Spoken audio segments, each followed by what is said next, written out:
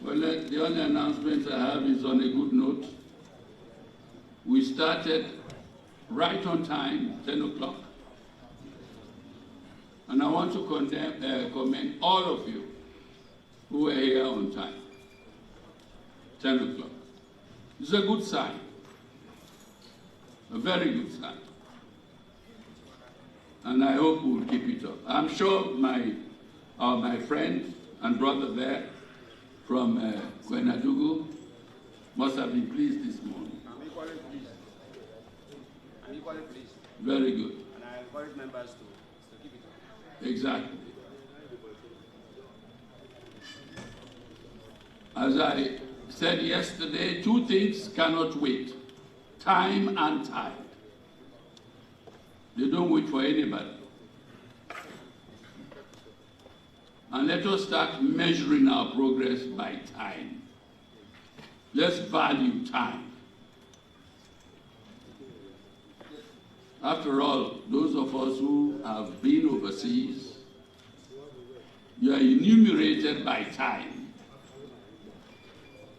Whether it is the month, or the hours, or the minutes. But your remuneration comes always according to time.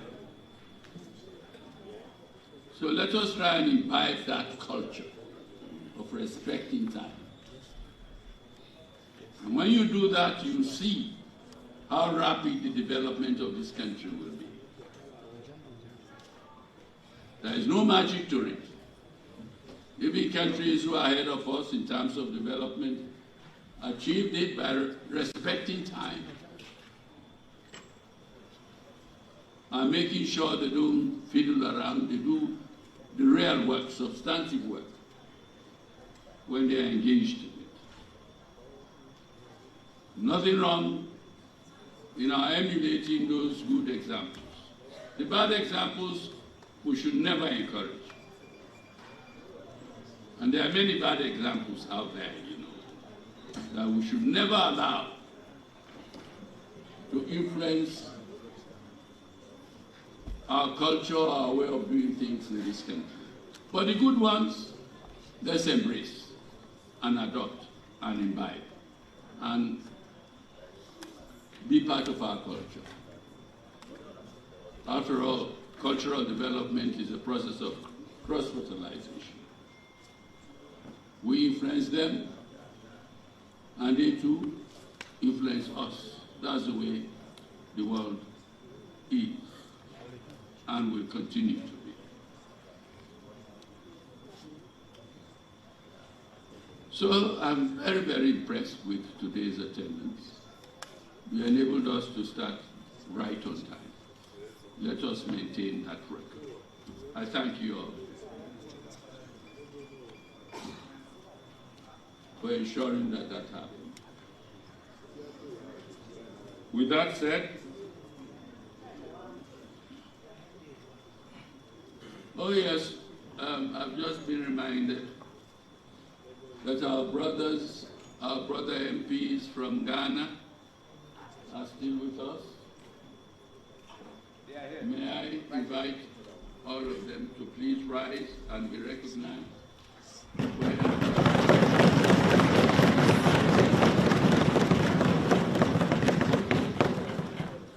As I said the other time, they are here to study our business committee, how we do things here, so that if there are good aspects, they too can. I haven't finished. No, sorry, side. Too much noise at the gallery. Please wonder.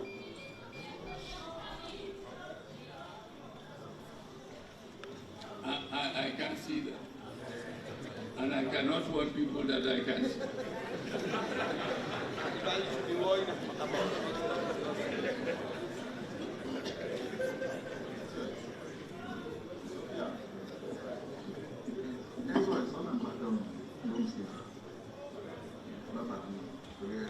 No, just to remind you that our brothers from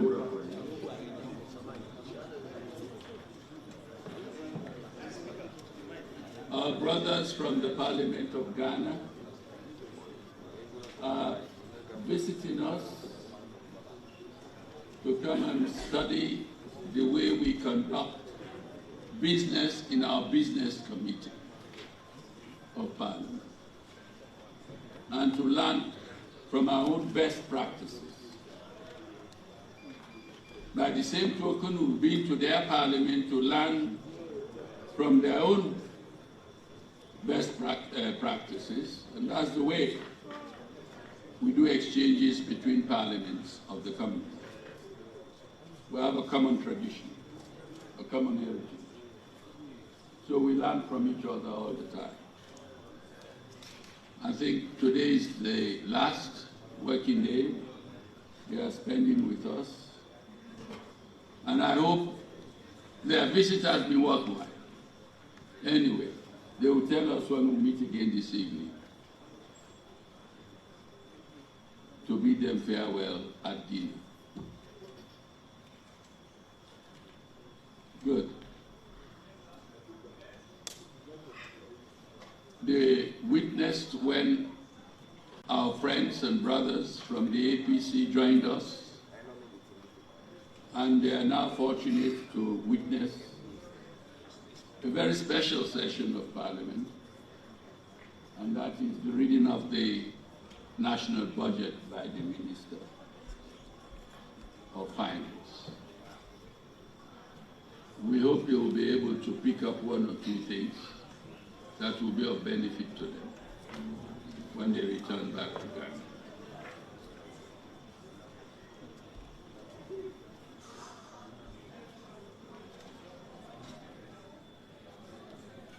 I enjoy a very special comradeship with my brother Speaker from Ghana, Speaker Bagin. We were together in Angola recently, along with the Senate President of Nigeria, the Angolan Speaker, and the Speaker of South Africa. In fact, between myself, Ghana, South Africa, and Nigeria, we led the campaign for the Speaker of Tanzania, Speaker Axel, who eventually became elected as the first woman president of the IPU in the entire history of the IPU. So we share certain affinities with Ghana and those other countries.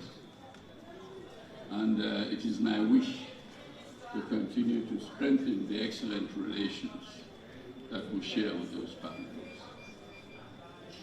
So don't be surprised if you begin to see many more parliaments coming to us to see how we do things here. So it's always important that we do the best, so that when they come to learn from us, they do not learn the ugly, but the best to take back to their own parliament. With that said,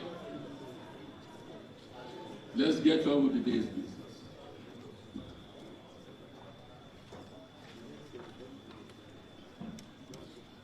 Laying of paper, the Minister of Finance.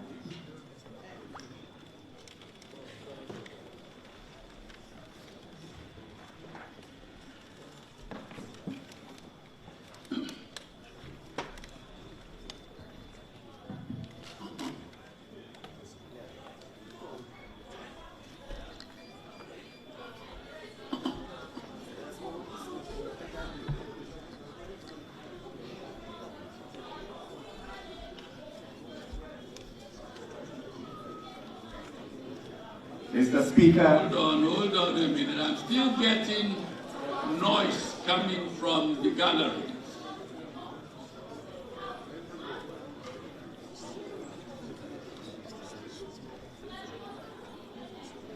Hello?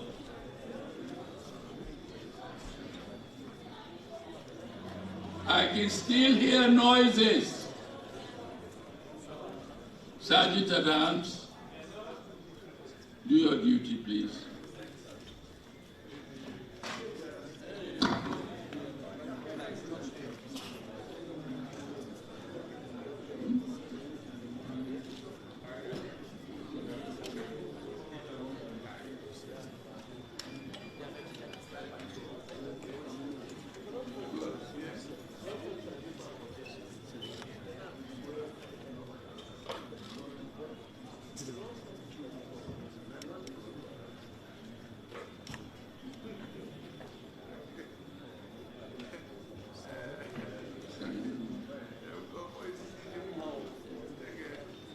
Good news for the honorable members to my left.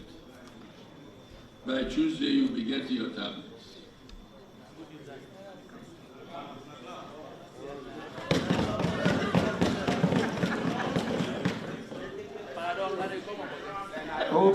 I hope the Minister of Finance will have another good news for our teachers.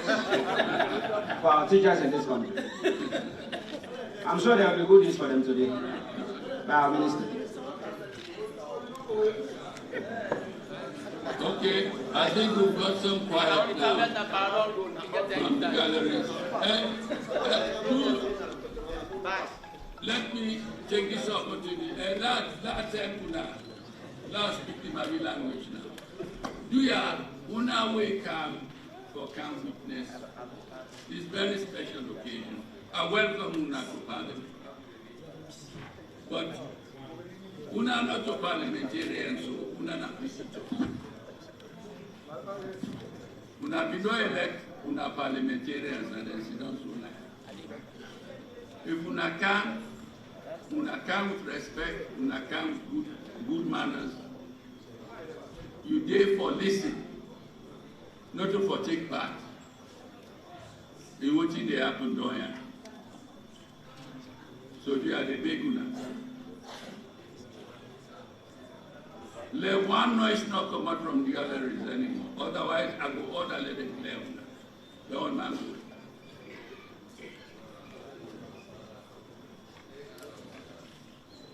I'm sure now very few no more they make noise. The vast majority of una no they make any noise. So then one day way, if you neighbor they make noise, tell and say, let it not be the source of you drive one come on at the gallery. Let it quiet.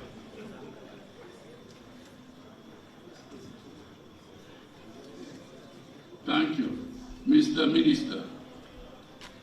Mr. Speaker, honorable members, with your leave, I beg to lay on the table of this honorable House the following paper. The Fiscal Strategy Statement, FSS, for fiscal year 2024 to 2028 in fulfillment of the Section 21 and 23 of Public Financial Management Act 2016.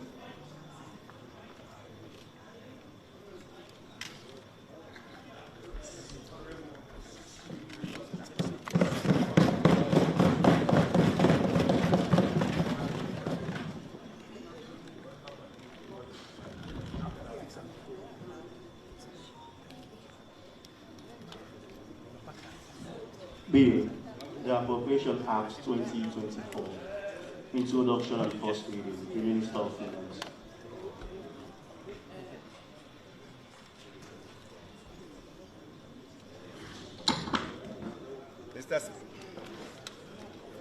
Mr. Speaker, honorable members, I move that the bill entitled the Appropriation Act 2024 be read the first time. Mr. Speaker, honorable members, I rise to move that the bill entitled the Appropriation Act being an act to authorize expenditure from the Consolidated Revenue Fund for the services of Sierra Leone for 2024 be read the first time. Mr. Speaker, honorable members, the last 2 years have been very challenging for policymakers all over the world, more so in low-income countries, including Sierra Leone. where development needs are very high in the midst of limited fiscal space and high vulnerability to external shocks.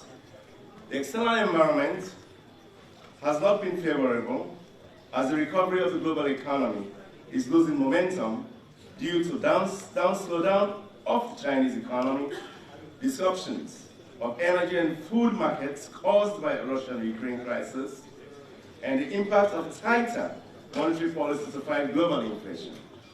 The situation is being exacerbated by heightened geopolitical tensions, economic fragmentation, and climate change risks. Mr. Speaker, honorable members, the October edition of the World Economic Outlook projected global economic growth to continue to slow down from 3.5% in 2022 to 3% in 2023 and to 2.9% in 2024. This was after the strong recovery of 6% in 2021. The growth in advanced economies is slowing down, especially in the euro area, which is more exposed to the Russian-Ukraine crisis. Economic activities in the euro area is projected to decelerate from 3.3% in 2022 to 0.7% in 2023 and 1.2% in 2024. While growth in emerging economies and developing countries is projected to be broadly stable in 2023 and 2024 at 4%, the Chinese economy, our major trading partner, is weakening due to problems in the property and real estate sector. Growth in sub-Saharan Africa is also expected to fall for the second year in a row to 3.3% in 2023 before returning to 4% in 2024, reflecting weak global economic growth, mounting debt levels, high inflation, and interest rate and exchange rate pressures. Mr. Speaker, honorable members, although global inflationary pressures are easing from record levels in 2022, inflation still remains relatively high. Global inflation is projected to fall from 8.7% in 2022 to 6.9% in 2023 and further to 5.8% in 2024. Despite this, commodity prices remain volatile, a major risk to downward trend in inflation. Global oil prices have been fluctuating with an increasing trend averaging around $94 per barrel from January to September in 2023. Repeated cuts in supplies by OPEC Plus countries could see prices average around above 90% per barrel in 2023. Food prices remain elevated and could be further disrupted by an escalation of the war in Ukraine, inflicting greater hardship on many low-income countries, including Sierra Leone. Rice prices continue their upward trend, although throughout this year, averaging around $495 in January, and to $620 per metric ton in September 2023. Fortunately, iron ore prices have averaged around $120 per metric ton and are projected to stay elevated for the rest of the year, following floods in one of Brazil's biggest iron ore mines.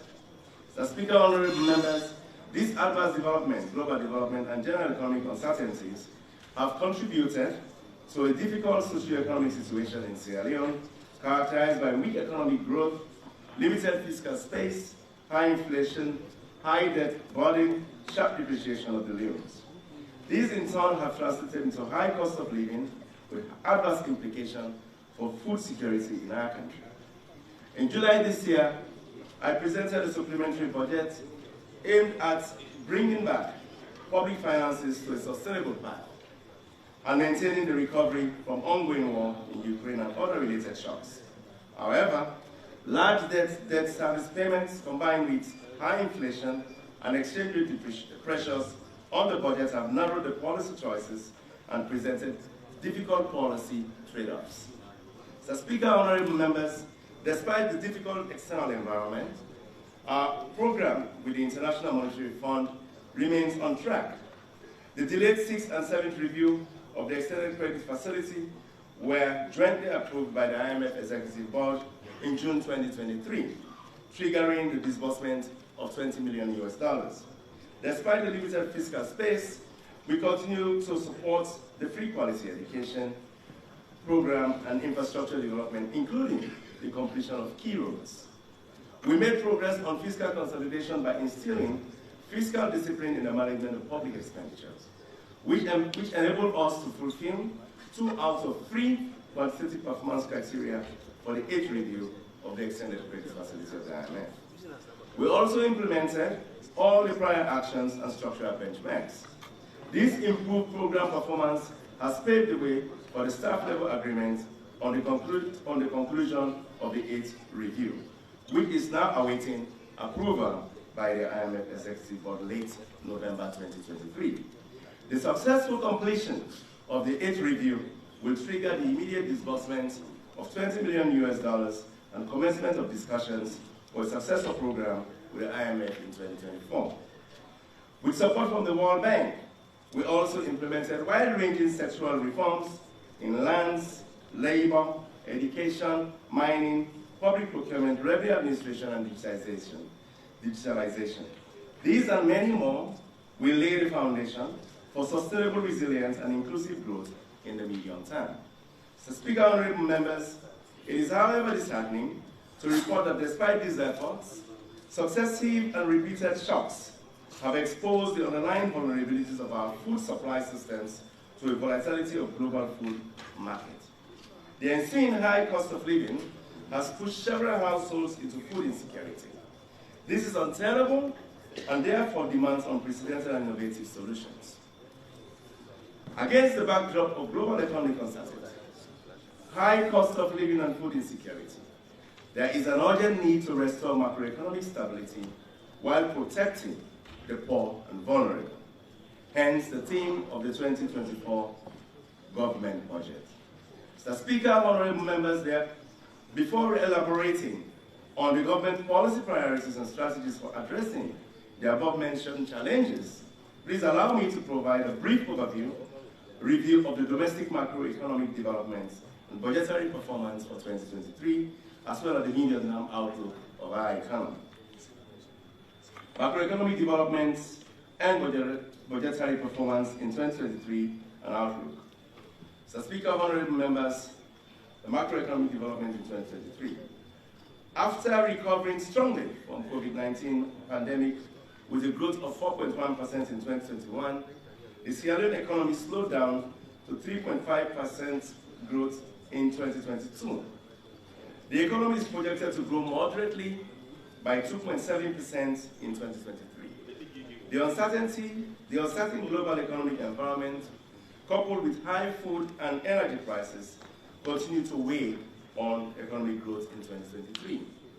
Inflationary pressures persisted throughout 2023, reflecting imported inflation, domestic food supply shocks, adjustments in fuel prices, and continuous depreciation of the exchange rate. Inflation surged to 54.5% in September, from 37.1% in December 2022. Mr. Speaker, honorable members, total value of exports increased by 16% to $659.2 million during the first half of 2023, relative to the same period in 2022. Of this, mineral exports amount to $584.7 million, with iron ore exports increasing by 54% to $391 million. The total import bill decreased marginally by 0.4% to $968.6 million in the first half of 2023, relative to the same period in 2022. The value of rice and petroleum imports amounted to $92 million and $305.7 million respectively. The combined value of rice and petroleum imports accounted for 41% of total import bill for the period under review. Trade deficit narrowed significantly to $309.4 million in the first half of 2023, from $404.9 million in the corresponding period in 2022, reflecting mainly the strong growth in mineral exports. Our gross international reserves of the Central Bank, or the Bank of Sierra Leone, amounted to $432 million US, equivalent to 3 months of import cover as at end October 2023. The depreciation of the leones moderated to 17% between January and October 2023, compared to 39.1% in 2022. Policy actions by the Bank of Sierra Leone to stabilize the exchange rate include the removal of administrative barriers to foreign exchange markets, in the foreign exchange market, the amendment of the Bank of Sierra Leone Act 2019 to permit the use of currencies other than the leone in selected transactions in Sierra Leone, and the announcement effect of the decision to permit lending in foreign currency by commercial banks on a case-by-case basis. The stock of public debt increased slightly by 5.5% to 53.9 billion euros as at end June, or 51.1 billion euros as at end December 2022. Domestic debt increased by 13% to 18.2 billion euros, while the foreign debt increased marginally by 0.2% to 35.7 billion euros at end June 2023. The increase in domestic debt was driven mainly by increased domestic borrowing. Mr. Speaker, honorable members, the budgetary performance in 2023. Total domestic revenue collected during the January to June 2023 amounted to 44.6 billion euros, which is 5.9% of GDP, recording a shortfall of 166.4 million euros. The underperformance in income tax, goods and services tax, and customs and excise duty contributed to the shortfall. This was due to election-related uncertainty, weak economic activities, and delay in fuel pump price adjustments. The total domestic revenue will amount to 10.6 billion euros, which is 13.1% of GDP by the end of the year. The total grants received from development partners amounted to 1.1 billion, corresponding wholly project grants. The World Bank is expected to disburse $65 million US as budget support in December. The total grants will reach 3.7 billion, which is 4.7% of GDP in 2023. Mr. Speaker, honorable members, total expenditure and net lending from January to June amounted to 9.7 billion, 12.3% of GDP, and was within budget amounts. The savings of 38 million was due to lower than budgeted wages and salaries, interest payments and subsidies and transfer, which more than offset overruns in domestic capital expenditures. High inflation exchange rate depreciation contributed to the overrun in domestic capital expenditure. The total net lending, expenditure and net lending are projected to amount to 18.3 billion, which is 23.3% of GDP by the end of the year. Mr. Speaker, the overall deficit, budget deficit excluding grant, is estimated at 6.4% of GDP. However, including grant, the deficit including grant is estimated at 5.1% at the end of June 2023. This deficit was financed mainly by borrowing from the domestic banking system. The medium-term economic outlook. Mr. Speaker, honorable members, the Sierra Leone economy is expected to remain resilient over the medium term. Growth is projected to increase from 4.7%, increase to 4.7% in 2024 and 5.2% in 2025, driven by increased investment in agriculture, mining, and continued recovery in the service sector. Inflation is expected to ease to 23% by the end of 2024 and further decline over the medium term, following tight monetary policy stance by the central bank and prudent fiscal policy stance by the Ministry of Finance. The current account deficit is projected to shrink to 4.2% in 2024 and further 2.9% in 2025 as our trade deficit narrows. Our official reserves, foreign exchange reserves, are programmed to stay above 3 months of import cover in the medium term, supported by official inflows and also private transfers. The exchange rate is expected to depreciate by difference between inflation in Sierra Leone and that of our major trading partners. And given the projected decline in inflation, depreciation of the yuan is expected to moderate in 2024 and over the medium term. However, the outlook of the economy is susceptible, I must say, to several significant downside risks. These include spillovers from ongoing geopolitical tension, economic fragmentation, escalation of the Russian-Ukraine crisis, prolonged weakening of the Chinese economy, potential collapse of prices of our key commodities, export commodities, as well as continuous depreciation of the exchange rate, and also any decline in international donor support may pose additional challenges for the outlook. The policy priorities of the 2024 budget. Mr. Speaker, honorable members, the difficult and uncertain global economic environment, spillovers to our economy, combined with policy slippages, have translated into a challenging macroeconomic situation, which in turn have led to an increase in cost of living, as earlier noted. Taking this development into consideration, the 2024 budget will seek to, 1, improve the management of public finances and enhance the effectiveness of monetary and exchange rate policies, to reduce inflation, stabilize the exchange rate, to lower the cost of living, thereby protecting the poor and vulnerable people. 2, support the implementation of Feed Salone program to improve agricultural productivity for food self-sufficiency. 3, expand social safety net to cushion the impacts and multiple shocks on the poor and vulnerable. 4, consolidate human capital development intervention in education and health in order to improve the quality of life of people, especially women, children, and the youth. 5, continue to invest in infrastructure and technology to improve the competitiveness of the economy and create employment opportunities. And 6, support and promote private sector development for sustainable economic growth and job creation.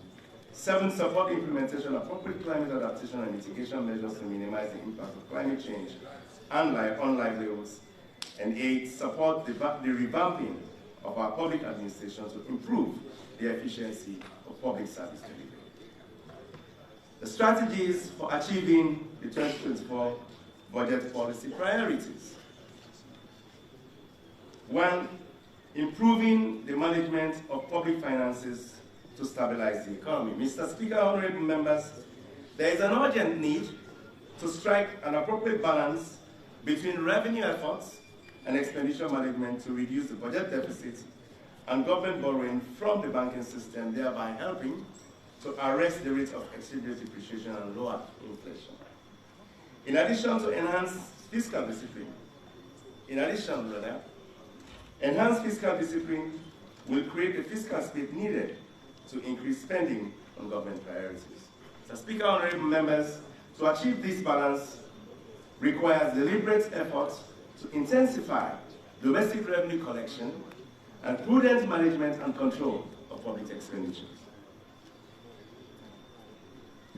Intensifying domestic revenue mobilization. Mr. Speaker, honorable members, the development needs of Sierra Leone are huge and need to be cautiously addressed if we are to make progress in improving the competitiveness of the economy and reduce poverty. However, attempts to address these needs in a sustainable manner are severely constrained by the limited fiscal space. As part of the effort to expand the fiscal space, government prepared a medium-term revenue strategy approved by Cabinet in April 2023. The implementation of the medium-term revenue strategy commenced with the Finance Act 2023, which was ratified by this Honorable Noble House in July 2023. In 2024, the government will continue with the implementation of tax policies and revenue administration measures articulated in the medium-term revenue strategy. Accordingly, government will implement the following tax policy measures in 2024 as espoused in the 2024 Finance Act, laid, debated, and approved by this Noble House on November 9, 2023. 1. Harmonization of the final withholding tax rates for capital income comprising dividend, interest, and royalties at the rate of 15%, rental income will remain at 10%, and capital gains at tax at 25%. 2, adjusting the goods and services tax registration threshold to 500,000 unions from 100,000 unions. 3, increase the specific excise duty on petroleum products to a fixed rate at 2 Leons 40 cents per litre for diesel and 2 Leons 80 cents per litre for gasoline to internalize the external cost of fuel.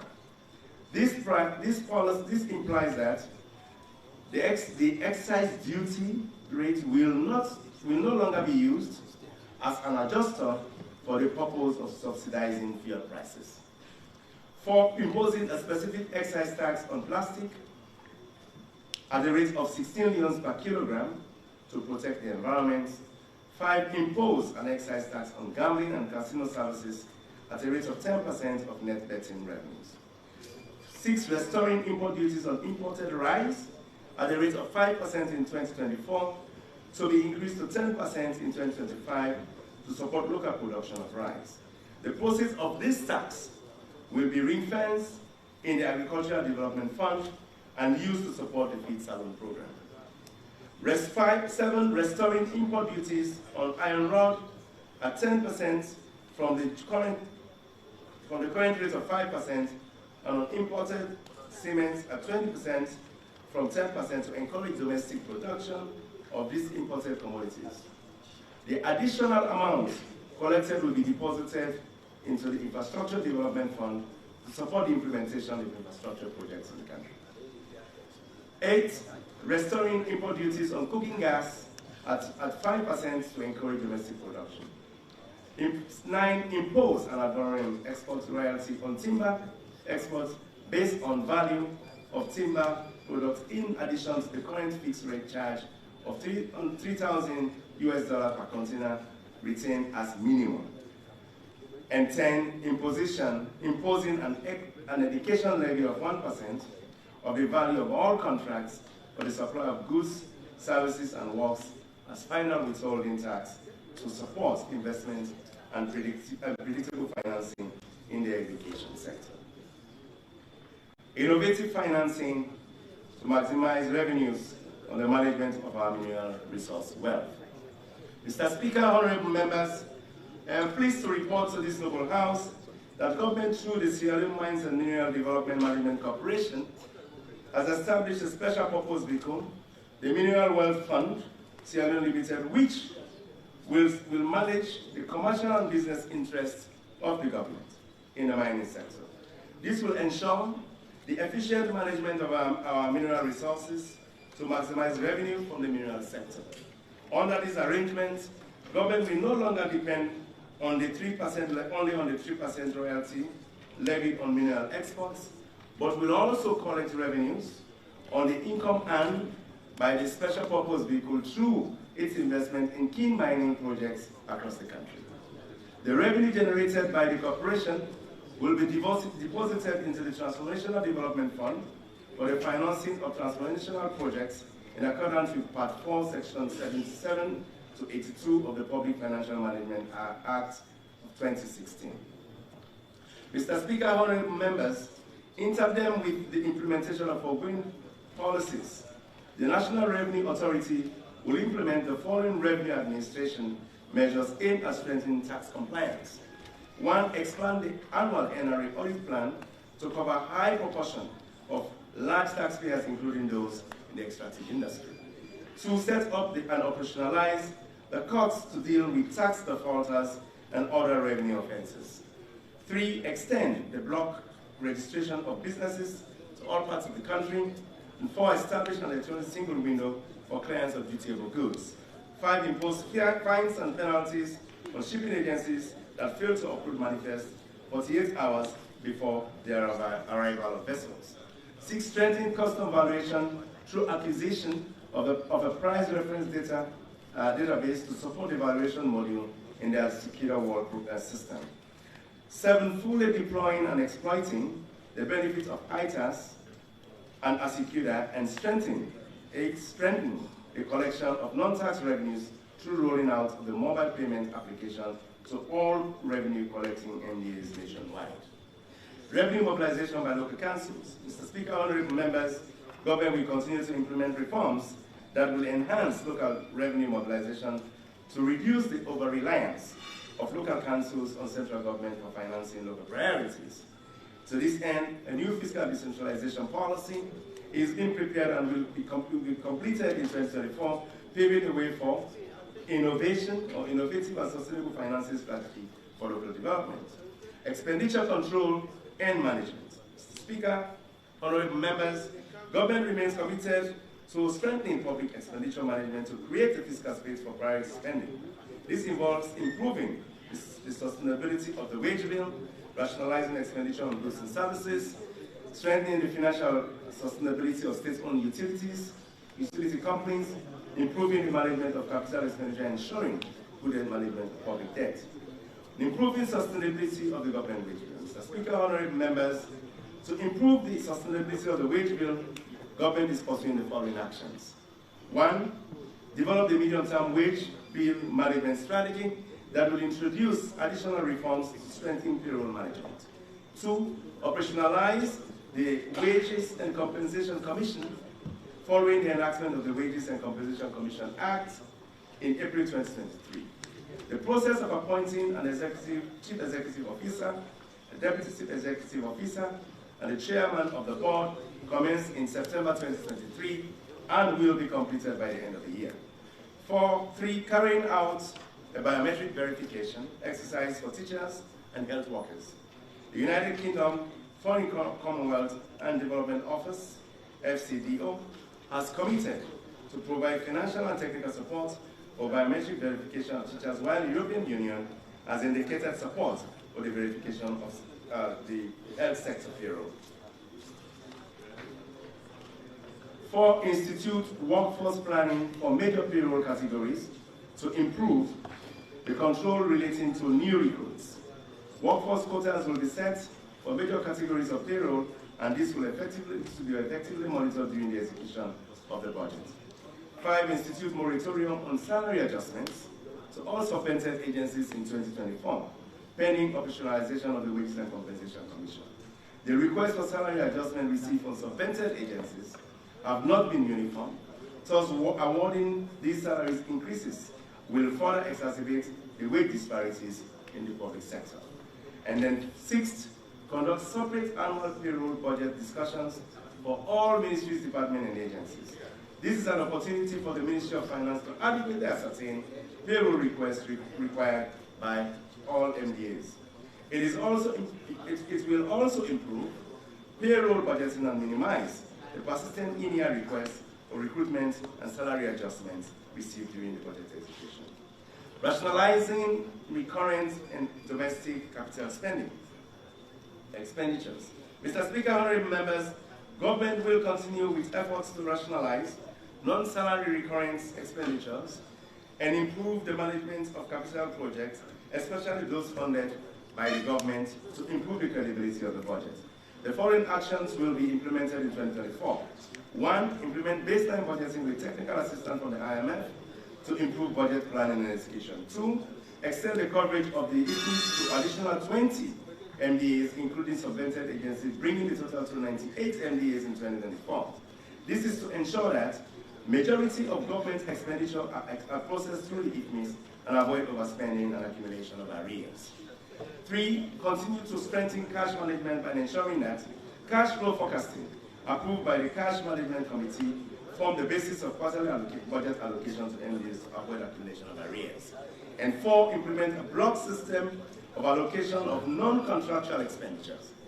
In order to ensure that spending by MDAs is within the budget limits, allocation for administrative and operating spending expenses such as fuel, travel, office and general supplies will be separated from allocation for contractual obligations. Allocation for administrative expenses will be made in bulk and deposited into MDA's departmental accounts at the Bank of Sierra Leone.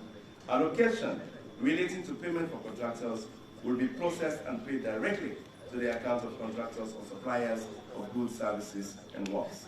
The Ministry of Finance will continue to capacity budget officers and budget committees in MDAs to support implementation of the system. Mr. Speaker, honorable members, government is also working towards improving the financial sustainability of state-owned enterprises, especially the Electricity Distribution and Supply Authority, by boosting its revenue collection potential from regular adjustment of tariffs to reflect, through regular adjustment of electricity tariffs, to reflect the cost of electricity generation and transmission. This will eliminate subsidies and reduce the pressure on the budget. Mr. Speaker, honorable members, government is committed to strengthening the formulation and execution of public investment program, also known as capital budget. With support from the World Bank, government will develop a public investment management information system. The system will provide a platform for projects to be developed in line with the public investment management cycle. It will also provide support efficient public investment management for both central government and local government. The Ministry of Planning and Economic Development will also issue policy guidelines on management of PIPs. Improving the sustainability of public debt. Mr. Speaker, honorable members, debt service payments account for an average of 25% of domestic revenue, thereby reducing the resources available for spending on government priority programs. In addition to the fiscal consolidation measures mentioned in the foregoing paragraph, government will pursue the following actions to improve the sustainability of public debt and create fiscal space to scale up spending on the big 5 game changes. 1. Continue to introduce medium to long-term bonds to extend average maturity in line with updated medium-term debt strategy. 2. Limit external borrowing in line with program ceilings agreed with development partners. Continue to seek grant financing and borrowing highly concessional loans to finance investment in key sectors of the economy, especially infrastructure. And 4. Continue to explore non-debt creating financing models such as public-private partnership supported through analysis of potential fiscal risks. 4. Implement a medium-term debt strategy every year to guide the public debt management. Implement an updated arrears clearance strategy. Continue to improve debt reporting and transparency through regular publication of debt and contingent liabilities to the SUE. 8. Review the Debt Management Act to further strengthen debt management. And 9. Deploy a contract profiling tool for the effective management of contracts with support from the African Development Bank. The West African Monetary Institute, in collaboration with the West African Institute of Financial and Economic Management, YFEM, is providing technical assistance in the development of the domestic debt market. This is expected to increase the capacity of domestic investors to take up more domestic debt with longer maturities. Monetary and exchange rate policies. Mr. Speaker, honorable members, the Bank of Sierra Leone is committed to taking decisive actions to bring inflation down and stabilize the exchange rate. To achieve this, the Bank of Sierra Leone will sustain the tight monetary policy stance by continuing to raise monetary policy rates to send strong signal of its intention to bring down inflation. 2. Develop a framework to introduce Bank of Sierra Leone's own instrument to support effective liquidity management operation. And 3.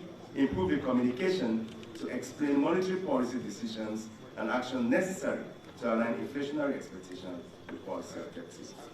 Mr. Speaker, honorable members, in addition to tightening monetary policy to lower inflation, the central bank will take the following actions to stabilize the exchange rate. Continue to remove restrictions on foreign exchange transactions and simplify the rules of interbank foreign exchange market. 2. With effect from January 2024, the Bank of Sierra Leone, in collaboration with the relevant regulatory agencies, will enforce the requirement to repatriate a minimum of 30% of export value into the banking system by exporters of minerals, agricultural, fisheries, forestry, and forestry products. The Bank of Sierra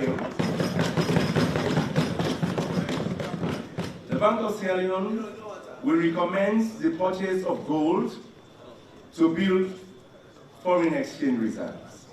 4. The Bank of Sierra Leone will monitor compliance with its directive to offshore foreign exchange brokers to trade donor funds for development projects in Sierra Leone at the daily reference market rate as the mid rate. And 5. Government will require all disbursements for donor-funded projects to be channeled through the Bank of Sierra Leone. The Bank of Sierra Leone will convert these funds at the reference market rate on the value date of the transaction. The operational accounts of projects will be held at respective commercial banks. Mr. Speaker, honorable members, Feed Salone, boosting agriculture and production and productivity to achieve food self-sufficiency. This is the second strategy for attaining the objectives of the 2024 budget. Mr. Speaker, honorable members, food accounts for 25% of our total import bills. The value of rice imports averaged 200 million per year. As the global price of food, including rice, continues its upward trend, the food import bill will continue to increase, posing threats to food security, depletion of foreign exchange reserves, and further weakening of the leons. With the increasing number of food insecure households, there is urgent need to strengthen our food systems to achieve food self-sufficiency. Mr. Speaker, honorable members, recognizing this untenable situation, His Excellency Brigadier Retired Dr. Julius Madabio declared Feed Salone as the flagship program of his government for the next 5 years. The goal of the Feed Salone program is to establish a framework involving several interventions for delivering food self-sufficiency within the shortest possible time. The key objective of the program are as follows. 1, reduce the importation of food imports items, including our staple rice. 2, reduce hunger and malnutrition. 3, create job opportunities, especially for the youth. Build resilience to climate change and food price shocks. And 5, boost export earnings from agriculture. Mr. Speaker, honorable members, development of agroecological zones. To achieve these objectives, government has identified 6 agroecological zones for rice production. These include Tomabom in Bonf, Bondapi in Pujahun, Komrabai Mamila in Tonkolili district, Senyong in Moyamba district, Rombe Mambolo Kichom in Potloko and Kambia district, and Rolako in Bombali district. Mr. Speaker, honorable members, 3 of these zones have been grouped into 2 clusters, Tomabom and Bondapi in Bons and Pujan districts, and Rombe Mambolo Kichom in Kambia and Potloko districts. The 2024 budget will focus on developing these clusters into agro-industrial zones and processing centers with strong private sector participation. The ecologies constitute both riverine and mangrove swamps with available water to support multiple cropping in a year. These 2 clusters combined have the potential to cultivate the cultivation of 34,000 hectares of irrigated and non-irrigated rice fields with a yield potential of 3 to 4 metric tons per hectare compared to the current yield of 1.8 to 2 metric tons per hectare. In 2024, an estimated 11,000 hectares of irrigated fields will be developed for cultivation with a possibility of increasing the acreage in subsequent years and expansion to other ecological zones. Mr. Speaker, honorable members, government will de-risk private investment in these ecological zones by investing in public infrastructure, including feeder roads leading to these zones, provision of electricity and irrigation systems. This will unlock private investment in rice production, aggregation, and processing in the zone. To consolidate private investment in the agricultural sector, government will support medium and large-scale farmers through policies and institutional reforms, including enhancing access to land, as well as ensuring a stable macroeconomic environment. Under the Feed Salone, sustaining support to smallholder farmers through e-voucher system. Mr. Speaker, honorable members, government will continue to provide high-yielding, climate-resilient, disease-resistant seeds, fertilizers, and other agrochemicals and machine services to smallholder farmers through the e-voucher system to boost production and productivity of food crops. In this context, government will refine the e-voucher system to improve efficiency, transparency, and timely delivery of input to farmers. To this end, government will expand the digital registration of farmers with a view to categorizing them for better targeting. The provision of input will be complemented by robust extension services to enhance the farmer knowledge, in correct and efficient use of inputs and encourage them to adopt modern technologies. Under Feed Salone, invest in agricultural research, innovation, and extension services. Mr. Speaker, honorable members, government will scale up investment in agricultural research, innovation, and extension systems to promote climate-smart agriculture and agricultural technologies for producing high-yield variety of seeds to boost resilience against climate change. Enhancing access to agricultural finance. Mr. Speaker, honorable members, government will promote access to various forms of agricultural finance, including affordable credit facility, agricultural insurance, minimum price guarantees, and matching grants to farmers. Government will also design special initiatives to help women afford affordable loans and agriculture and encourage rural youth to establish youth farms and agri businesses. Promoting institutional feeding.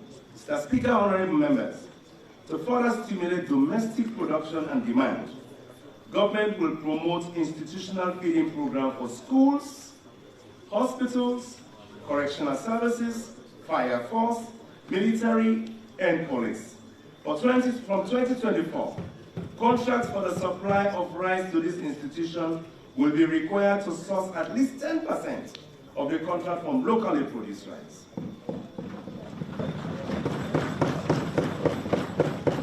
Institutions can self-produce, contract, or source locally produced and processed rice from the markets in Sierra Leone. This will increase the demand for locally produced items such as rice, thereby incentivizing our farmers to produce more. Improving productivity in the fisheries sector to support the Feed Salone. Mr. Speaker, honorable members, the strategic objective of the fisheries sector will be to scale up production and processing of fisheries and other marine products to support Feed Salone program for food and nutrition security and create jobs and opportunities for youth while mobilizing resources to support the domestic revenue. To achieve this, government will implement the following actions in the fisheries sector. 1, review the Fisheries and Aquaculture Act of 2018 and accompanying regulation of 2019 to align with emerging issues of quota management regime to attract fisheries investments. And the Ministry of Fisheries and Marine Resources will sensitize fisheries operators on the provision of the Act and regulation. 2, increase the frequency of industrial fisheries patrol and surveillance per year to combat illegal, unregulated, and unreported fishing activities. 3, accelerate the process of lifting the EU restriction on fish exports from Sierra Leone. 4, increase the frequency of community surveillance patrol for artisanal fisheries to 100 per year and implement the closed season for fishing trawlers to protect juvenile fishes and increase fish production. Also, 5, establish and support women and youth fish farmers group for construction and management of children fish farms nationwide and establish and support pilot school fish farming projects. The key strategy, the third strategy to deliver on for 2024 policies will be consolidating human capital development intervention. Mr. Speaker, honorable members, at the Africa Heads of State Human Capital Summit held in Dar es Salaam, Tanzania in July this year, His Excellency the President, Julius Maada Bio, made a renewed commitment to invest in people to ensure highly productive, inclusive, resilient economy. To this end, the government will continue to sustain its human capital interventions in education and health, primary and secondary education. Mr. Speaker, honorable members, to expand access and improve the quality of basic and secondary education, including universal access to all, for all learners, government will, 1, sustain the free quality school education program by continuing to pay tuition, public exam fees, provide teaching and learning materials, gradually expand the school feeding program to support more children in government and government-assisted schools. 2, rehabilitate and construct additional secondary school and classrooms and equip the science laboratory. 3, construct, rehabilitate, furnish, and provide furniture to government boarding schools. 4, rehabilitate and construct school libraries in regional and district headquarter towns.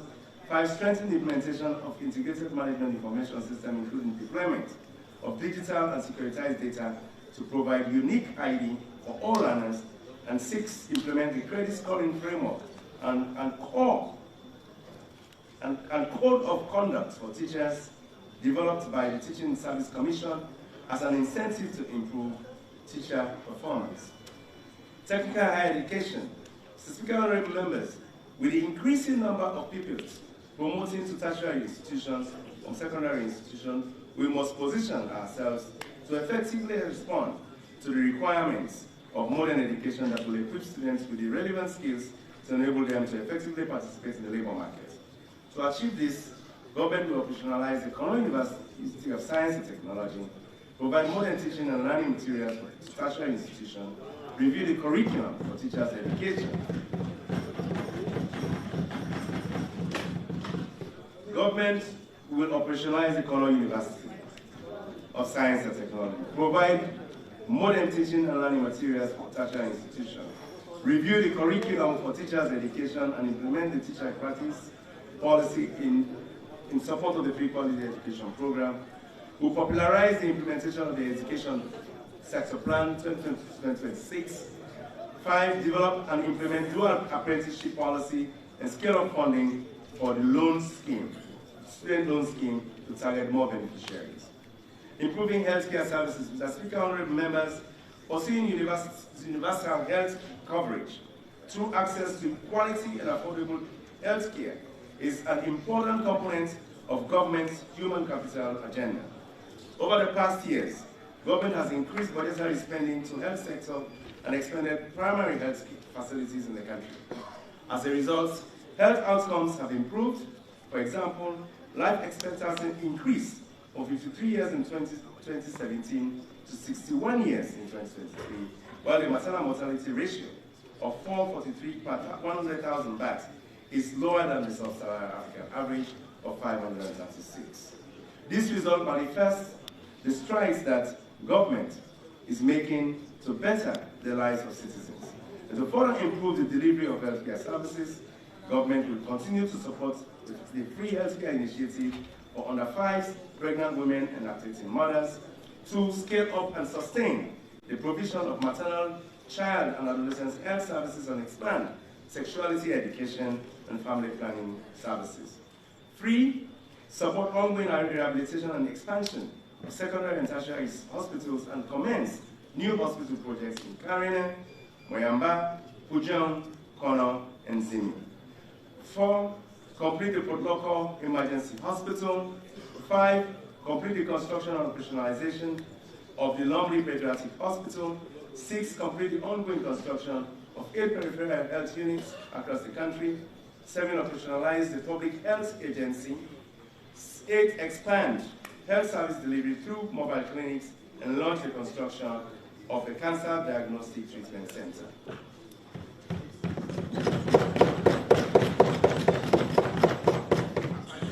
Mitigating the impact of multiple shocks on the poor and vulnerable will be a key strategy to deliver on the policies for 2024 budget.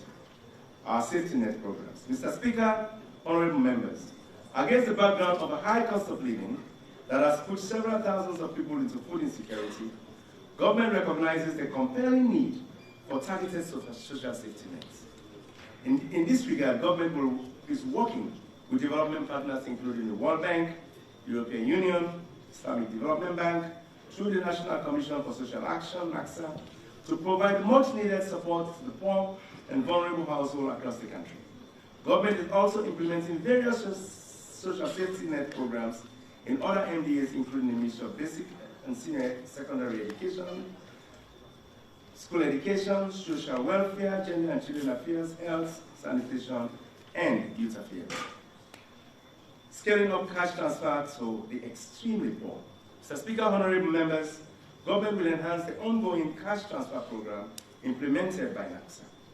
With support from the World Bank funded productive social safety net and youth employment projects, NACSA has already commenced the provision of emergency cash transfer to 35,000 beneficiaries.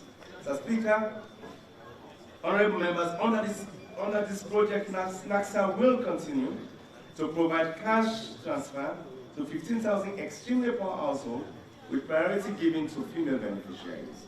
The project will also support 45,000 households of persons with disability, and in addition, the project will support 6,000 extremely poor households in 11 districts, including Kailan, Pujang, Bont, Moyamba, Kambia, Karine, Falaba, Onadugu, Komon-Tok, and Western Area Rural Districts, who had previously benefited from the safety net project. These beneficiaries will receive an economic inclusion package of $400 per household. The project will also provide immediate employment for 7,000 youths in rural areas, 6,000 youths in urban areas. At least 50% of all youth supported will be female, and 15% will be persons with disability. Mr. Speaker, honorable members, under the government-funded Sierra Leone Disability Project, NACSA will provide micro grants to 400 groups of persons with disability and will work with households that have disabled persons to establish at least 1,000 sustainable livelihoods nationwide. The targeted household will benefit from capacity building to improve financial literacy, and the intervention will also support children affected by disability, focusing on increasing access to education and nutrition.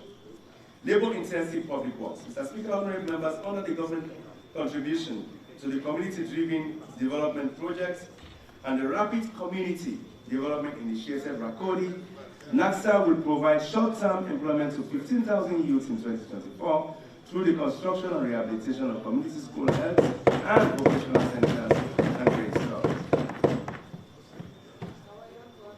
Support to micro-enterprise groups and self-affinity groups. Mr. Speaker, honorable members, government will support, with support from the Islamic Development Bank through NACSA, will launch the Islamic Microfinance Program targeting 400 self-affinity groups and 320 micro-enterprise groups with a total of 10,800 beneficiaries to increase access to finance for agriculture, food systems and food systems development.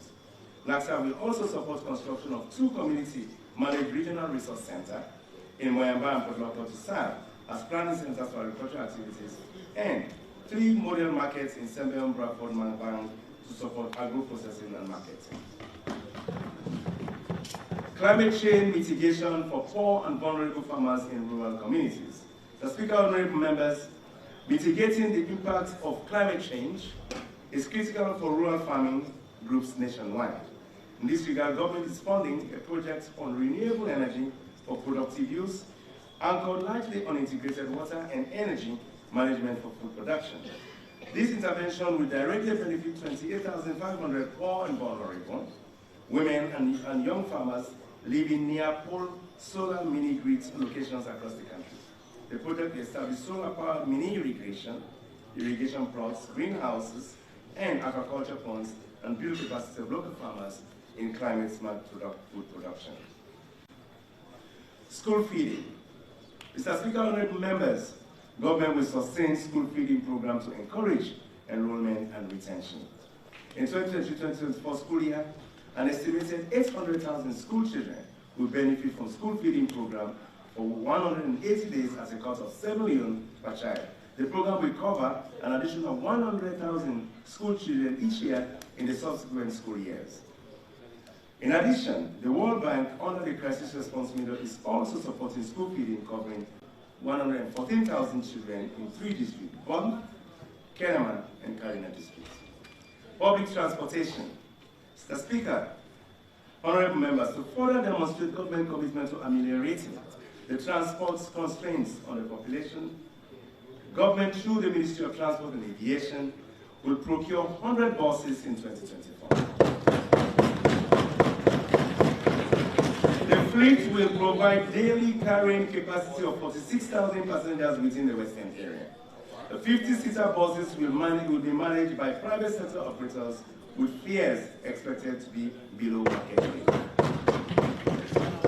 The free healthcare initiative, Mr. Speaker, with support from development partner, government will continue to implement free healthcare initiative to support the achievements made in reducing child and maternal mortality.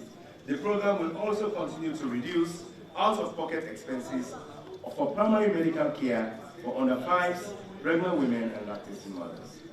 The Munapa financing scheme microfinancing scheme. Mr. Speaker, honorable members, the lack of access to capital has been identified as by various studies as one of the key impediments to the growth of small and medium-sized enterprises.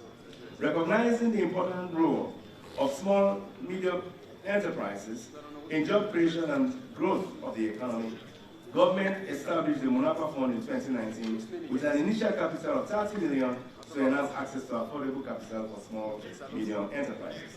In 2024, government will provide additional capital to expand the outreach of the fund to support new businesses, particularly women-owned, to promote financial inclusion, job creation, job opportunities, and inclusive growth. Salary increase for civil servants in grades 1 to 6. Mr. Speaker, honorable members, civil servants in lower cadre suffer more from the increase in fuel, food, electricity prices. Unlike their counterparts in education, health, security, they have not received any salary increases since 2019. To enable them to cope with current high costs of basic electricity, government will review the salary of civil servants in grades 1 to 6 effective January 2024. The details will be announced in section 4B of this statement below. Investing in infrastructure, technology, and innovation. Mr. Speaker, honorable members, government recognizes the need to invest in critical infrastructure, including digital technologies, which remain a significant enabler of economic growth, development, and poverty reduction. Scaling up these investments is consistent with 3 specific sustainable development goals: water, sanitation, hygiene, that's SDG 6, energy, SDG 7, infrastructure and industrialization, SDG 9. In this context, government will undertake the following. In the road sector, government will support the following development partners. Support from the development partners will do the following. 1, complete the Bo Tikonko and Tagrin Lungi Conakry roads. This is in addition to the recently completed Hillside Bypass Road. 2, complete the ongoing construction of township roads in Freetown, Bo, Kenema, and Waterloo. 3, accelerate the construction of the Tinkoko, Petema, Matru John Road in support by Badia. Construct the Cambia, Tonkolimba, Ukuna, and Guinea Border Road. Continue to support ongoing construction of the Bandajuma, Pujangona P, Kabala, Falabaku, Bola, Sayama, Jala Roads.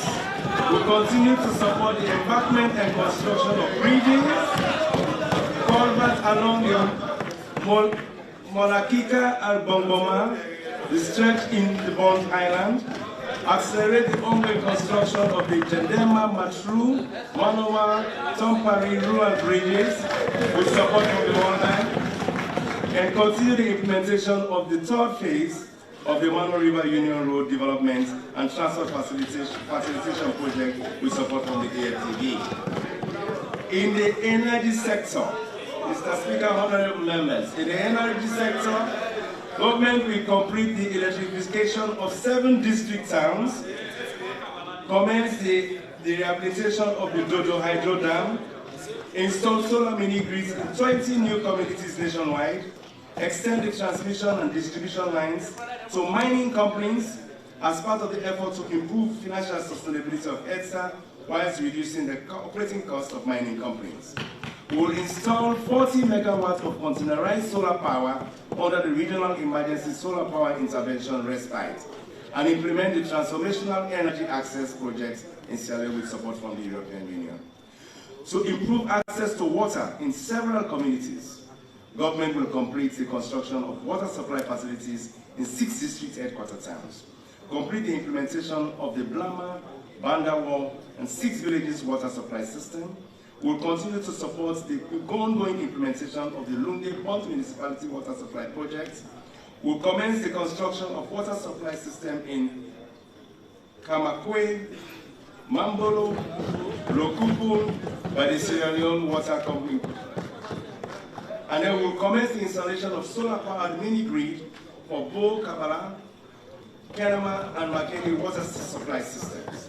We'll undertake the drilling of 100 solar-powered boreholes in urban and rural communities with support from the Saudi Fund. for development. In the information sector and communication sector, in information and communication technology sector, government will accelerate implementation of the World Bank-funded digital transformation project. Supporting private sector development for job creation. Implementing business regulatory reforms. Mr. Speaker, honorable members, Sierra Leone is ready for business, and government is highly committed to improving the investment climate to attract private sector in agriculture, manufacturing, tourism, and renewable energy sector.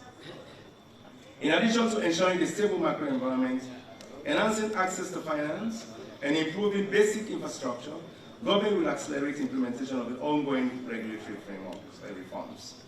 In 2024, government will complete the review of the Companies Act 2009 and the Companies Amendments Act 2014. Government will also complete the establishment of the online business registration system and the automation of construction permits and digitization of property records.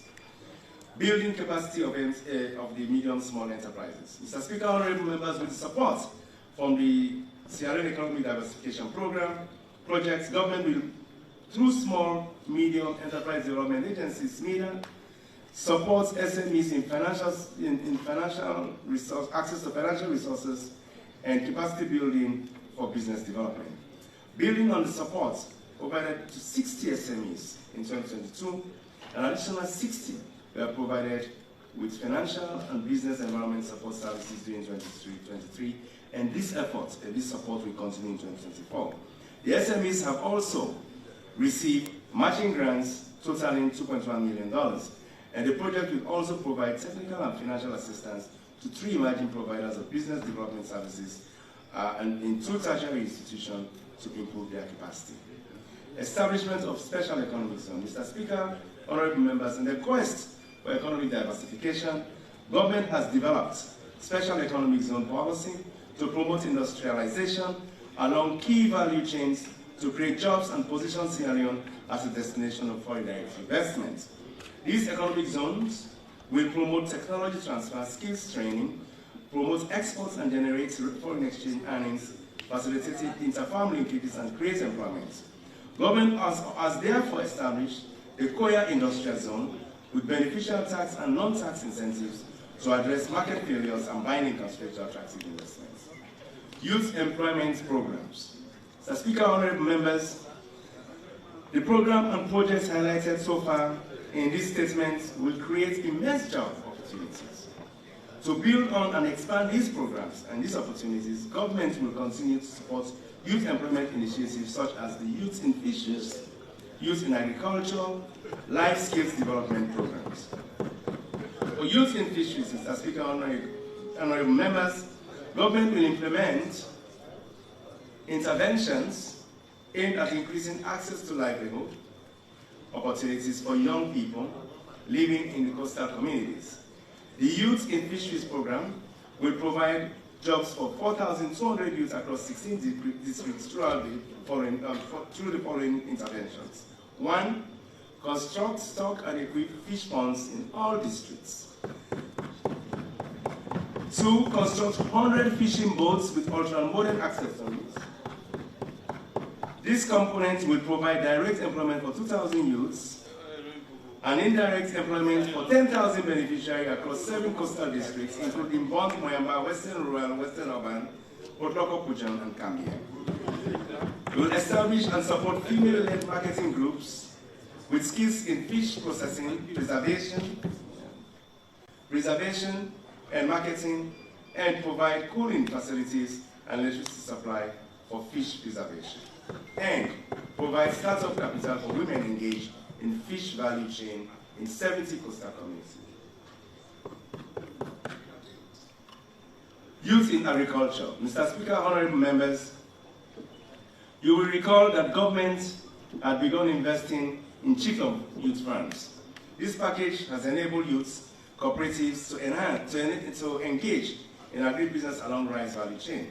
To further strengthen the capacity of youths in producing, processing, and marketing of rice at the chiefdom level, government will support the cultivation of 40 hectares of farmland across 192 chiefdoms, youth farms, thereby creating 28,000 direct employment opportunities. Construction of state-of-the-art farm settlements at Robinki, Tonkolili district that will serve as a practical training ground with integrated farming systems, recreation facilities, and hostels to make agriculture attractive to the youths. Will provide capacity building on agronomic practices, tractor and power tiller operations, manure construction, and training in livestock and poultry development. Life skills development. Mr. Speaker, honorable members, to ensure that our socially and economically deprived youths they are included in the national agenda for job creation, the government will expand its support to the car wash services as a viable employment creating business that will increase their income and make them self-reliant. The government will also support youth in commercial transportation by procuring 100 fully licensed tricycles and motorbikes. Similarly, training will be provided to 5,000 youths on entrepreneurship and business development. Financial governance is another critical area that will pay attention to, improving financial governance. Mr. Speaker, honorable members, government remains committed to improving governance and enhancing transparency and accountability in the management of public resources. In addition, in this regard, the Audit Service Act 2014 was amended to strengthen the budgetary autonomy of the Audit Service Sierra Leone. Furthermore, the Ministry of Finance developed a manual of standard operating procedures for the follow-up of audit recommendations. Government amended the Public Financial Management Act 2016 to make the SOP legally binding. Government will roll out an automated web-based software to track implementation of audit recommendations. This application is capable of capturing audit findings and recommendations, storing, uploading documentary evidence, and producing summary reports for decision making. The Speaker, honorable members, the Audit Service Act 2014, the Public Financial Management Act 2016, and the amended Local Government Act 2022 will provide for the application of disallowance and surcharge by the Auditor General. Disallowance and surcharges are constitutional or legislative mechanisms that empower the Auditor General to sanction public officials for illegally expending or mismanaging public funds. However, the legislative provisions on disallowance and surcharge have remained dormant for a long time owing to the absence of regulation guiding their implementation. This has constrained the ability of the Auditor General to sanction public officials for the mismanagement of illegal expenses of public funds. To address the situation, the Audit Service Sierra Leone is being supported to formulate the regulation providing the reactivation of disallowance and surcharge application and ancillary matters to ensure the effective application of the provision. Enhancing transparency in public procurement. Mr. Speaker, honorable members, effective public procurement systems remain a critical area for improving the delivery of basic services to the citizens of Sierra Leone. Preparations for the introduction of e-procurement is at an advanced stage, and the e-procurement system will allow for the real-time submission of bids and facilitate display of procurement data, including contract awards, suppliers, and contract costs, using open contracting data standards. This platform will be rolled out and mainstream in all MDAs to facilitate monitoring and evaluation of procurement activities. The National Public Procurement Authority will embark on effective contracting, contract monitoring, and implementation supervision. Improving governance and state-owned enterprises. Mr. Speaker, honorable members, government is taking actions to improve the governance of our state-owned enterprises to strengthen not only their finances, but also, more importantly, quality of service delivery. The Ministry of Finance will support from the World Bank, and in collaboration with the National Commission for Privatization and other relevant MDAs, carried out a comprehensive diagnostic assessment of corporate governance of all SOEs in the country, which culminated into the formulation of an SOE governance policy. Building on the SOE governance policy, Cabinet has approved an SOE governance bill, and the goal is to bolster, which will be tabled, which has been tabled in Parliament. The goal is to bolster, which has been brought to Parliament. The goal is to bolster the governance framework, as this will have a profound impact on the performance of SOEs and the potential involvement of private sector. The bill, upon becoming law, will lead to the establishment of a new entity with a defined mission and clear role and responsibility of the stakeholders involved in governance and oversight of state-owned enterprises. Addressing climate change and risk and climate financing. The Speaker, honorable members, climate change poses a real threat to our livelihood and therefore requires collective efforts to adapt and mitigate its impact on our environment. As part of these efforts, government will therefore take the following actions in 2024. 1. Implement third phase of tree planting project by planting the remaining 2.2 million trees in addition to the 2.8 million trees already planted during the first and second phase of the project. With the support from the FAO, government will develop National Forestry Inventory of Sierra Leone to update the inventory developed in 1975. The updated inventory will provide Sierra Leone with a data methodology and capacity to measure, report, and verify its natural resources and use and land use changes at the national level, subnational level, and protected areas. The project will also build capacity for the preparation of Sierra Leone forest reference levels, and this will enable Sierra Leone to comply with international climate financing requirements. 3. Implement the sustainable and integrated land management of the Western Area Peninsula Forest National Park to protect globally significant biodiversity, safeguard ecosystem services, and discourage land degradation activities. 4. Develop a domestic measurement, reporting, and verification framework for effective monitoring and reporting on climate action, and commence the development of Sierra Leone's first biannual transparency report consistent with the Paris Agreement on global responses to the threat of climate change. Speaker, honorable members, the Ministry of Finance recognizes that undertaking the necessary investments to adapt to and mitigate the impact of climate change requires substantial resources.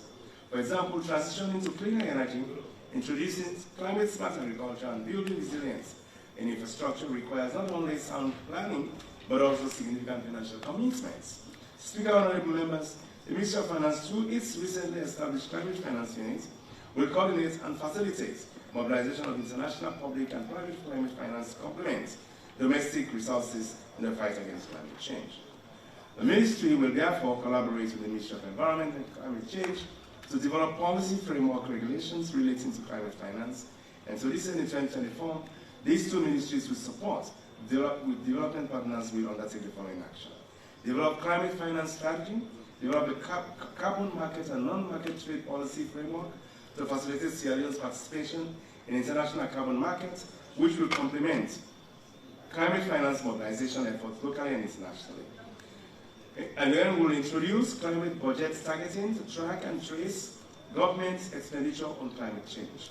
This will provide evidence to the development partners on our commitment to fight climate change, and hopefully encourage them to provide additional financial and technical support and undertake climate-sensitive public investment management assessments, CPMA, with support from the IMF to inform government decisions on investing in resilient infrastructure.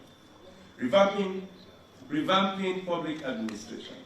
So, Speaker, honorable members, an efficient, accountable, and inclusive public service is vital for the successful implementation of policies, programs, and projects outlined in the budget statement and the medium-term National Development Plan, 2024 to 2030.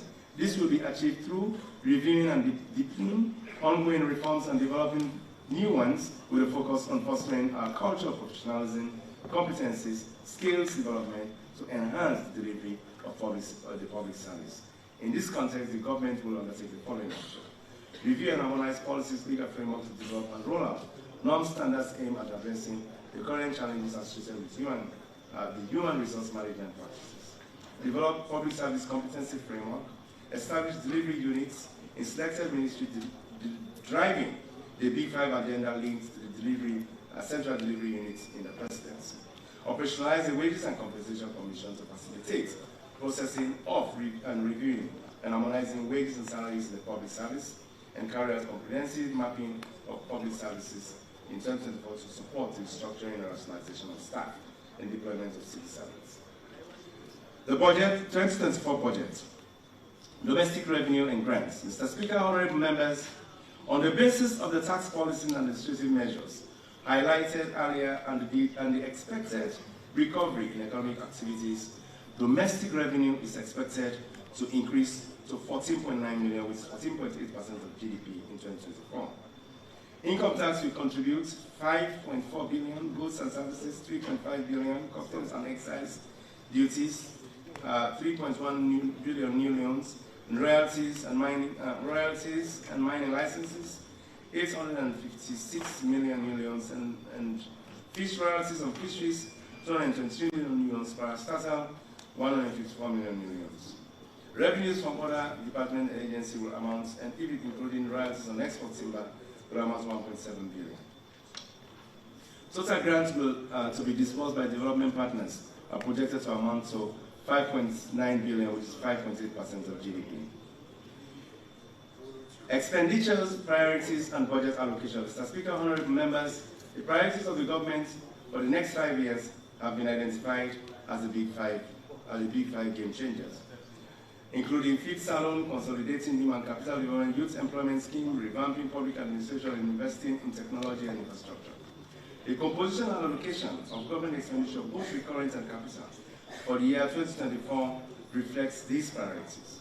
As Speaker, honorable members, total expenditure and net lending for 2024 is projected at 23.5 billion, which is 23% of GDP. Of this, recurrent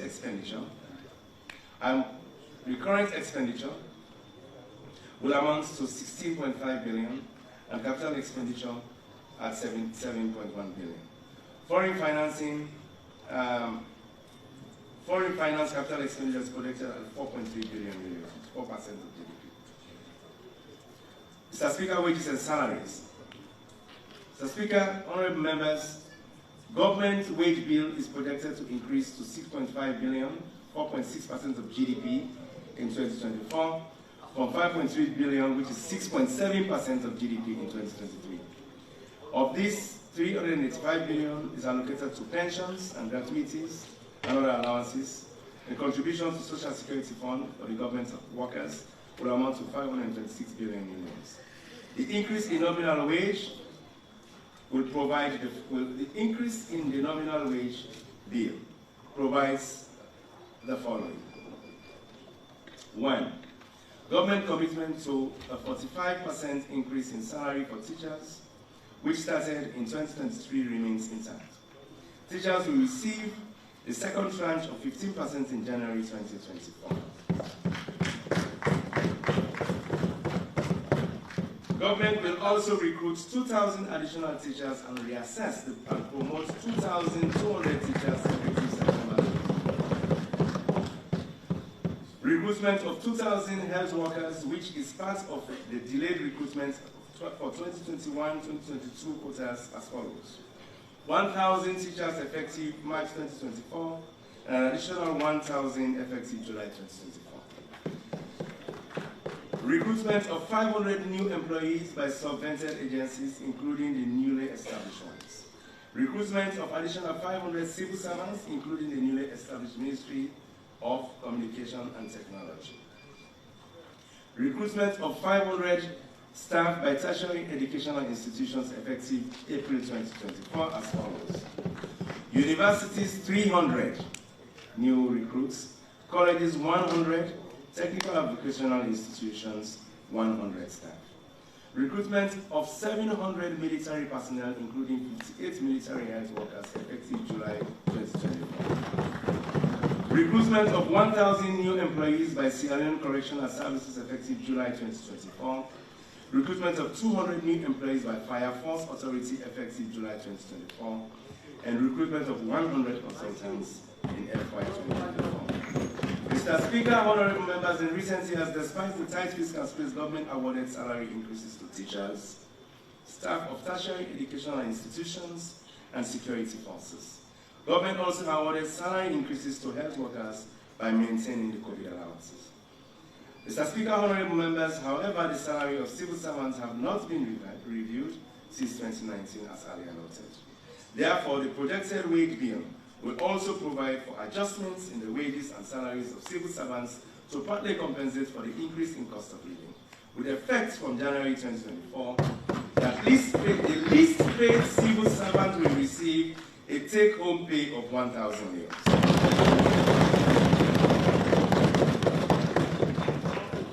Mr. Speaker, honorable members, debt service payment. Total interest payments are projected at 4 billion euros in 2024. Of these, interest payments on domestic debt will amount to 3.8 billion and on external debt 319 million euros. Non-interest recurrent capital expenditure, Feed Salone, improving agricultural productivity for food security. Agriculture and food security. Mr. Speaker, honorable member, government is allocating a total of 1.1 billion to the agricultural sector, accounting for 7% of the total primary expenditure compared to 2.1% in 2023. Of this amount, 836 million euros is allocated from the domestic capital expenditure to Feed Salone program, of which 693 million is provided for the development and promotion of agroecological zones. This amount will support road improvement, generation and transmission of electricity and water construction and construction of water supply and irrigation system to the two agroecological areas. Government is also allocating 30 million for the provision of agricultural inputs and machineries to small farmers through the voucher system. The total allocation amounts also include 80 million on the recurring budget to support various departments in the Ministry of Agriculture and Food Security. An additional 10 million is provided to the ministry, to the SLARI, and the transfer to local council for devolved functions in the agricultural sector will amount to 41.2 million. The sum of 85 million represents the wage bill of the Ministry of Agriculture and allied agencies. Development partners including the World Bank, African Development Bank, Islamic Development Bank, IFAD, Badia, Indian Exim Bank will disburse 1.6 billion to support the implementation of various projects in the agricultural sector, including the construction of Tompari, Matujong, Gendema, and Manawa rural bridges. The fisheries and marine resources. Mr. Speaker, honorable members, the sum of 23 million is allocated from the recurrent budget to the Ministry of Fisheries and Marine Resources in support of artisanal fishing and fish export activities. In addition to an amount of 28 million is allocated to support inland fishing and aquaculture, monitoring and surveillance, fish stock assessment, and women in fisheries. So transfer to local council for devolved function in the fisheries sector will amount to 4.3 million euros. Sum of 6.8 million will represent the wage bill of the fisheries ministry. Human capital development, education. Mr. Speaker, honorable members, government is allocating an amount of 3 billion to the education sector, representing 20% of the total primary expenditure. Of this, an amount of 535.1 million is allocated for the domestic capital budget to support the free quality education. An amount of 486 is allocated to the Ministry of Basic Education for the expansion of boarding school, equipping laboratories in secondary school and supporting libraries. The sum of 189 million is allocated on the recurring budget to the Ministry of Technical and Higher Education, including 120 million as transferred to tertiary institutions, 31 million grants in aid support, and 10 million is allocated to the Student Loan Scheme. Grants to local council for the world function will amount to 40 million euros. The wage bill of tertiary educational institution will amount to 487 million, that teachers and that of teachers will amount to 1 billion. Health. Mr. Speaker, honorable members, government is allocating a total of 1.1 billion to the health sector, accounting for 7% of total primary expenditures. Of this amount, 133 is allocated for recurring spending budgets of the ministry, health and sanitation, and 44.6 million for tertiary hospitals and ambulance services, 16 million for primary health care, and 8 million for reproductive and child health care. The sum of 85.3 million is allocated to NEMS, the NEMSA, the National Medical Supply Agency, and 60 million, of which 60.8 million is for the procurement of free healthcare drugs. And an amount of 10 million is allocated for the National Public Health Agency. Transfer to local council for the World Health Function will amount to 27 million new loans.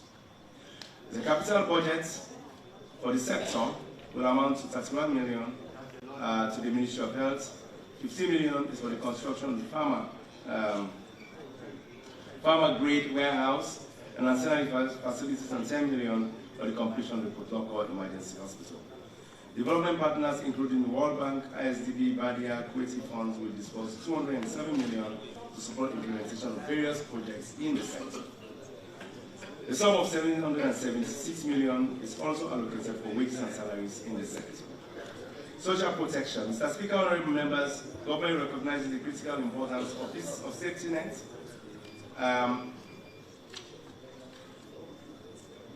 And the sum of 86 million is allocated from the recurring budget to support is NACSA, 5.8 million for safety nets, sum of 4.8 million for domestic capital spending. Sorry, Mr. Minister, you can have break and take a sip of water.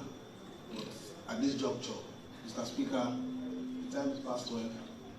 I move that SO5 to be suspended for the business of the House to continue. Thank you. Any seconder to that motion? I so second.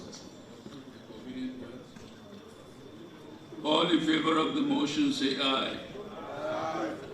Those against say nay. The ayes have it. Mr. Minister, you may continue. Mr. Speaker, honorable members, the Ministry of Social Welfare is also allocated a sum of 23 million from the recurring budget, of which 13 million is for social safety net program, including diets for approved school and program for disabled. In addition, the sum of 2.5 million is allocated for domestic capital spending for the rehabilitation of approved school and the remand homes and the livelihood support for disabled persons. Honorable members, Mr. Speaker, honorable members, the Ministry of Employment, Labour and Social Security is allocated 17 million, of which 5 million for social safety nets for the aged. The Ministry of Gender and Children Affairs is also allocated 6.9 million, of which 3.7 million is for Gender and Children Affairs Program, and 3.1 million is for the Children's Commission. And in addition, 800,000 is allocated for the establishment of the Women Economic and Development Fund and reintegration of street children. Infrastructure and technology. Mr. Speaker, honorable members, the sum of 655.2 million is provided for the domestic capital budget to support the implementation of infrastructure and technology projects. Roads. Of this amount, 186.7 million is allocated to the Sierra Leone Roads Authority for the ongoing construction, rehabilitation, and completion of trunk and township roads. Of this, 45 million is for the completion of township roads, and 30 million is for the rehabilitation of major highways, and 8.5 million for the regathering work on selected trunk roads. The allocation also includes budgetary provisions for construction of Kabbalah Falaba Kubola Road, the Tagrin Lunge Konakridi Road, the Bandajuma Pujang Bonapi Road, the Zimi Kerema Zimi Road, the Siama Jala Road, and the Komon-Tok Road. The African Development Bank, Badia, and the Kuwaiti Fund will also disburse 137 million loans to support the implementation of several roads projects, including Tikogo Kwetema Matujong Road and the Mano River Road Development Transport Facilitation. In addition, government is providing 99 million from the domestic capital budget as counterpart contribution towards the implementation of these roads. The wages and salaries of staff of SLRA will amount to 35.6 million euros. Energy. Mr. Speaker, honorable members, the sum of 122 million is provided for the recurrent budget to the energy sector, of which 35 million is for the completion of the 7 districts electricity projects, 12 million for the construction of the Dodo Hydro Dam, 5 million for the installation of mini grids, and in addition, government is providing 895 million as subsidy to ESTA for the payment of outstanding invoices to the independent power provider, including CAPA and the Cote d'Ivoire Liberia Sierra Leone CLSG transmission line. The World Bank, African Development Bank, and the Indian Exim Bank will disburse 1.7 billion for the implementation of several projects in the energy sector, including installation of the 14 megawatts containerized solar power, rehabilitation and extension of the Bokenama distribution system, and rehabilitation of the transmission lines in the western area. The EU supporting improvement in the energy access under the Transformational Energy Access for Sierra Leone project. Government is providing 5.3 million grant funding towards the implementation of this project. In addition, the government is providing 5.9 million for the administrative expenses and 9.5 million for wages and salaries to the energy sector, to the energy ministry. Water supply. The sum of 34 million is allocated from the domestic capital budget to the Ministry of Water Resources and Sanitation, of which 33 million is to the Lunge Water Supply Project. In addition, 95 million is allocated to the Salwako, of which 65 million is for the construction of water supply facilities in 6 district headquarters towns. 8.5 million for the construction of water supply systems in Mambolo, Kamakwe, and Wakupo, and 8.5 million for the construction of water supply systems in Bonds Municipality. The Guma Valley Water Company is also allocated 7.5 million for the construction for the restoration of water supply at IMAT, Hill Station communities, and extension of the distribution system, network system by 20 kilometers. From the recurring budget, Mr. Speaker, honorable members, the sum of 19 million is provided by the Ministry of Water Resources and Sanitation, of which 4 is for Water Resource Management Agency, 10 million for grants to Salwako, the wage bill for the ministry, and allied agencies will amount to 28 billion euros. The Saudi fund will disburse 10.4 million Salwako for the drilling of 100 solar-powered boreholes. The African Development Bank Feed Salone Fund will disburse 25 million to the Guma Valley Water Company under the Feed Salone project. Communication and Technology. Mr. Speaker, honorable members, Ministry of Communication and Technology has allocated 9 million from the recurrent budget, of which 5 million is for administrative costs and 4 million for DSTI. And the sum of 5 million is allocated for the domestic capital budget for the officialization and expansion of the e-government platform. World Bank will disburse funds for the implementation of the digital transformation project. Government buildings. Mr. Speaker, honorable members, government is also allocating 168 million from the capital budget to the Ministry of Works and Public Assets for the rehabilitation of existing presidential lodges, State House, the provincial and district administrative buildings, and lifts at the EU building. The amount also covers construction of administrative buildings of Judiciary and Ministry of Employment. From the concurrent budget, the sum of 49 million is allocated to the Ministry of Work, of which 6 million is public asset division for the payment of rents and rates, and the wage bill for the ministry will amount to 6.4 million euros. Economic diversification. Tourism. Mr. Speaker, honorable members, government is allocating 11 million from the recurrent budget to the Ministry of Tourism and Cultural Affairs, 6.1 million to the National Tourist Board, 3.4 million to the Monuments and Relics Commission, and 1.9 million to the National and Rail Museums. From the domestic capital spending budget, the sum of 7.5 million is allocated to the Ministry of Tourism and Cultural Affairs.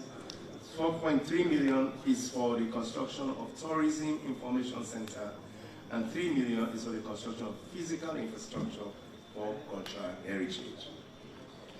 Trade and private sector development. Mr. Speaker, honorable members, to encourage the expansion of private sector investments, activities, and promote trade, government is allocating 20 million to the Ministry of Trade and Industry, of which 14 million is for export development, quality control, business reforms, and consumer protection. The sum of 18 million is also allocated to the National Investment Board and 4.2 million to SMIDA. From the domestic capital spending, 10 million were allocated to SMIDA and additional capital to Munafa Fund. Governance and accountability. Mr. Speaker, honorable members, in line with the government unwavering commitment to improve governance, the sum of 30 million is allocated to the judiciary, 38 million is to the law officers department, 16.2 million to audit service Sierra Leone, 60 million to House of Parliament, 12 million to the Anti-Corruption Commission, 5 million to the Human Rights Commission, Sierra Leone, 159 million to National Electoral Commission, 6 million to Independent Commission for Peace and National Cohesion. The wage bill of the governance agencies, including other supplemented agencies, will amount to 999.6 million. In addition, the sum of 441 is allocated to the Ministry of Defense, 307 million is allocated to the Sierra Leone Police, 157 million to the Correctional Services, Sierra Leone Correctional Services, 12 million to the Fire Force Authority, 15 million to Central Intelligence Security Agencies, 17 million to the Office of National Security, 17 million to the National Disaster Management Agency, and the wage bill of the sector will amount to 908.3 million euros. Public administration. Mr. Speaker, honorable members, to support the coordination of the process of revamping public administration, government is allocating a sum of 7 million to the Ministry of Public and General Political Affairs, 6.1 million, 4 million is allocated to the Cabinet Secretariat, 4.3 million to the Public Service Commission, 5.1 million to the Human Resource Management Office, and 3.3 million to the Public Sector Reform Unit. The sum of 1.7 million is also allocated towards the operationalization of the Wages and Compensation Commission. Employment, Youth and Sport. Mr. Speaker, the Ministry of Employment, Youth, Labour and Social Security is allocated 17 million, of which 5 is for social safety nets. The Ministry of Youth is allocated 7 million, of which 3 million is for National Youth Commission. The National Youth Service is allocated 3.4 million. The Ministry of Youth is allocated 5.5 million for administrative expenses, and the National Sports Authority will receive 99 million, of which 93 is for sporting activities. Environment and climate. Mr. Speaker, honorable members, in support of efforts to address climate change risk, government is allocating 9.7 million for the recurring budgets to the Ministry of Energy, Environment and Climate Change, 5.5 million to the National Protected Area Authority, 62 million to the EPA, 7.1 million to the Nuclear Safety and Radiation, and 6 million to Sierra Leone Meteorological Agency. In addition, 15 million is allocated to the Presidential Initiative for Climate Change, Renewable Energy and Food Security. Budget financing in 2024. Mr. Speaker, honorable members, the budget deficit excluding grants, is projected at 8.6 billion, 8.5% of GDP. The budget deficit including grants is projected at 2.7 billion, which is 2.7% of GDP. The deficit will be financed mainly by borrowing from the domestic banking system, projected at 3.5 billion, 3.5% of GDP. Borrowing from non-bank banking sector will amount to 277 million euros. Risk to the implementation of the 2024 budget. Mr. Speaker, honorable members, several factors could possibly derail the implementation of this budget and the achievement of its objectives. These include: 1. Continued geopolitical tensions, including escalation of Russia-Ukraine, prolongation and escalation of Russia-Ukraine war, and the Palestinian-Israel conflicts. Continued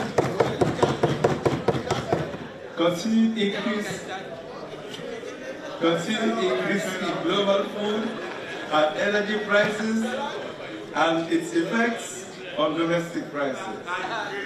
Continuous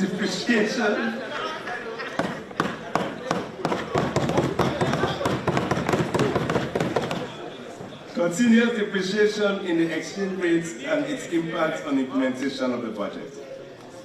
Weak recovery of the global economy and the general economic uncertainties, which may lead to decline in overseas development assistance and foreign direct investment inflows. Delays and partial implementation of the medium-term revenue strategy and associated revenue shortfalls, which may affect implementation of the Big Five game changers. Non-compliance by MDAs to stay within budget limits through persistent in-year requests for extra budgetary expenditures, including salary increases and weak financial performance and contingent liabilities of state-owned enterprises, which pose significant risk to the budget. Conclusion. Mr. Speaker, honorable members, I started the presentation of this budget by highlighting that the global economy continues to encounter multiple and interrelated crises, shocks with spillovers to our domestic economy. The government is not oblivious of the current predicament of Sierra Leoneans in their effort to cope with daily economic realities. Accordingly, the 2024 budget has been prepared against the backdrop of restoring macroeconomic stability while protecting the poor and vulnerable. This is the theme of this statement. Mr. Speaker, honorable members, the revenue and expenditure measures announced in this budget statement will create the fiscal space required to finance the Big Five game changers, including Feed Salone program, in a sustainable manner. The sustainable financing of government programs and projects will bring down the debt levels, while complementing the efforts of the Bank of Sierra Leone in lowering inflation and stabilizing the exchange rates. In addition, these budgets outline several social safety nets to improve the quality of life of the vulnerable segments of our society.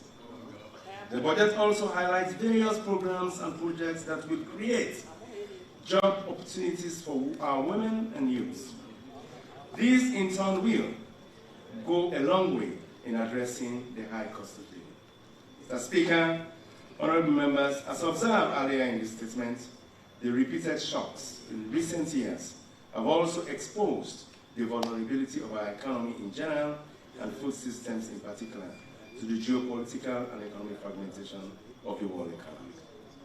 Therefore, we need to undertake bold reforms to boost the resilience of our economy. So these policies, reforms may appear to be difficult, but we need to implement them now to strengthen the capacity of our economy to withstand adverse external shocks. Mr. Speaker, honorable members, the wide-ranging structural and sectoral reforms proposed in the budget statement, which are consistent with government priorities as articulated in the Big Five game changers, will lay the foundation for sustainable and inclusive economic recovery. These programs and policies demonstrate government's determination to tackle the socio-economic and development challenges, build resilience, and improve the quality of life of our citizens. Mr. Speaker, honorable members, sound economic and financial governance is critical for the effective delivery of the commitments that we have outlined in this budget, in particular to achieve the deliverables of the Big Five game changers. It is imperative for MDAs to implement only policies and programs and projects that have been agreed in this budget. The Ministry of Finance will not entertain any expenditure outside the agreed budget to avoid overruns, accumulation of arrears, and wage bill pressures. Mr. Speaker, honorable members, I would like to conclude this statement by thanking His Excellency, the President, Dr. Julius Maada Bio, for his leadership in crafting the visionary and transformative 5-year development program that will improve the lives, the living standard of our people, as well as puts our economy on a sustainable growth path. His guidance and oversight provided during economic management and cabinet meetings continue to motivate us to deliver the development outcomes required to change the lives of our citizens. I would like to thank the Honorable Vice President, Dr. Mohamed Julde Jallow, for his commitment to launch the annual budget preparation process. I am particularly appreciative of his usual articulation of the government priorities and impetus he gives to the MPAs during budget policy hearings. The Chief Minister deserves commendations for championing the implementation of the Big Five game changers and his zest for effective service delivery. Other cabinet colleagues are also appreciated for their usual collaboration and support in shaping the budget framework and implementing key reforms. Mr. Speaker, honorable members, the two Deputy Ministers of Finance possess a wealth of experience and have provided me with the required support in steering the fiscal and economic management of the country. I thank the two of my colleagues, they are not here today, they are out on official trips, very much for always working in a very collaborative manner. Mr. Speaker, honorable members, I have a robust and dependable team at the Ministry of Finance, whose invaluable contribution towards the achievement of my mandate must be commended. I want to sincerely thank the Financial Secretary, the Principal Deputy Financial Secretary, the Senior Deputy Financial Secretary, the Accountant General, the Chief Economist, the Directors of Budget, all the directors and staff in the Ministry of Finance for working tirelessly in managing the fiscal and economic affairs of the country. Mr. Speaker, honorable members, I specifically want to thank the Minister of Planning and Economic Development, the Development Secretary, and the staff of the Ministry for their contribution in preparing a capital budget that will ensure we deliver on the Big Five game changers. The leadership and team of all other MDAs continue to contribute in diverse ways the implementation of our development policies and programs, and therefore deserve commendation. I also want to thank the Governor-designate, the Deputy Governor, management and staff of the Bank of Sierra Leone for the continued collaboration and coordination in managing the economy, especially in these challenging times. The Commissioner General and management and staff of the National Revenue Authority are also recognized for contributing to the preparation of the medium-term revenue strategy. We look forward to the full implementation of the medium-term revenue strategy by the NRA and to provide the much-needed resources for the delivery of government priorities. Mr. Speaker, honorable members, I would like to commend this noble House of Parliament, including your good self, the clerk and his staff, for the meticulous scrutiny and approval of the budget. The budget oversight activities of this noble House are deeply appreciated. My gratitude also goes to the non-state actors, including Budget Advocacy Network, District Budget Oversight Committees, civil society organizations, and members of the electronic and print media who continue to participate in our bilateral budget discussions and regularly monitor and report on activities of the Ministry of Finance. Mr. Speaker, honorable members, let me also express my profound gratitude and appreciation to our development partners, especially the IMF, the International Monetary Fund, the World Bank, the European Union, the African Development Bank, the FCDO of the United Kingdom government, the EBIT, Islamic Development Bank, BADIA, Government and People of Turkey, United Arab Emirates, the United States of America, Japan, China, India, Ireland, Canada, as well as the UN family for their renewed support in partnering with our government for the successful implementation of the Big Five game changers over the next 5 years.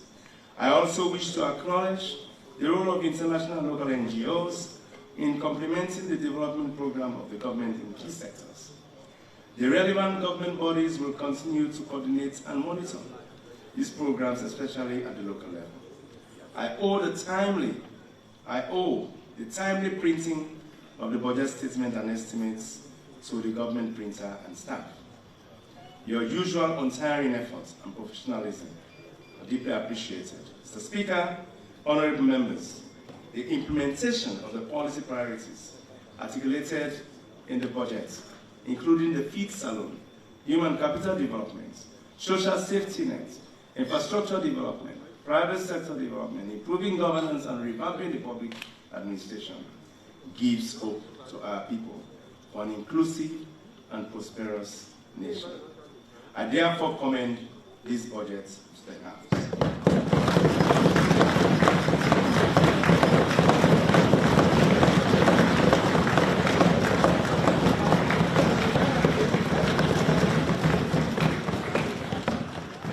Speaker, honorable members, I move that the bill entitled the Appropriation Act 2024 be read the first time. Before I put the question, I would like, on behalf of the entire House, to congratulate most warmly the Minister for his budget statement.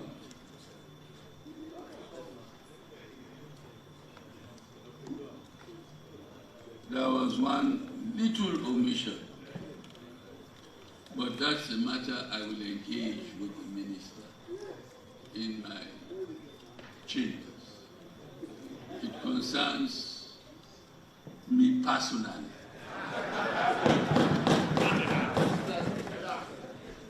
And where I come from. When they mention roads and they don't mention Inti, it's a matter of great concern to me. Having said that, honorable members, the question is that the bill entitled the Appropriation Act 2024 be read the first time. All those in favor, say aye. Aye. And those against, say nay. The ayes have it. The bill entitled the Appropriation Act 2024 has been read the first time. Once again, Mr. Minister, I thank you most warmly. You may now take the lead. And I also want to extend our warmest thanks to the police officer, the female police officer,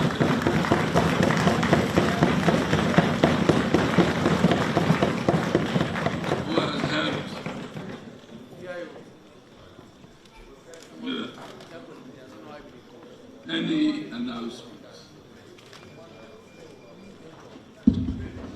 The Office of the Whips of the Sierra Leone People's Party wants to inform all SLPP MPs to attend a very important meeting today, immediately after sitting in Committee Room 1. Please endeavor to attend and on time. Signed, Chief Whip, Honorable Honorable Dixon Momodu Ojas.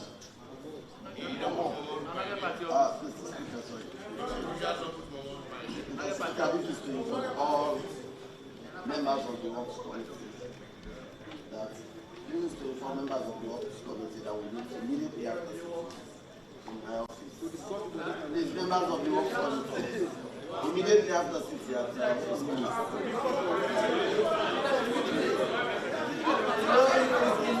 than 5 minutes. Okay.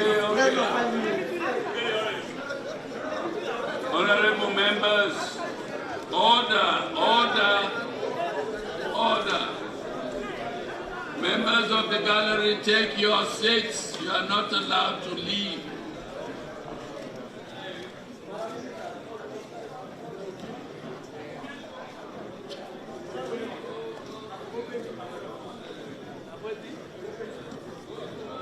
Honorable members, the House stands adjourned to Thursday, the 16th of November at 10 a.m.